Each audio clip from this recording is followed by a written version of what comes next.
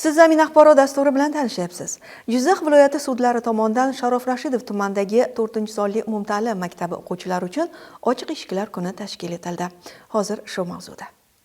O'quvchilar sud binosiga ilk bor tashrif buyurib, sud tizimining bugungi qiyofasi, fuqarolar uchun yaratilgan zamonaviy sharoitlar hamda ochiqlik va shaffoflik tamoyillari bilan yaqindan tanishdilar. Tadbir davomida o'quvchilar jinoyat, fuqarolik, iqtisodiy va ma'muriy sudlarga elektron tarzda murojaat qilish, sud majlislarining sanasi va vaqti haqida onlayn xabardor bo'lish hamda ishlar holatini masofadan kuzatib borish imkoniyatlari bilan tanishdilar. Sud tomonidan adolatli sudlovning asosiy prinsiplari, qonun ustuvorligi, xolislik va inson huquqlarini himoya qilish kabi muhim masalalar yuzasidan atroflicha tushuntirishlar berildi. Shuningdek, o'quvchilar sud binolaridagi sud zallari, mediatsiya xonasi, tibbiyot xonasi, ona va bola xonasi, kutubxona hamda muzey faoliyati bilan tanishib, har bir xona sud faoliyatida qanday ahamiyatga ega ekani haqida ma'lumotlar oldilar.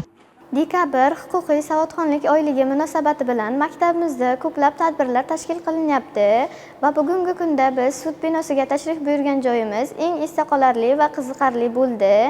Bizga bu soha bo'yicha ko'plab ma'lumotlar berishdi va biz o'zimizga kerakli bo'lgan ma'lumotlarni oldik va sudyalar faoliyati bilan tanishdik va bu sohaga qiziqishimiz yanada ortdi.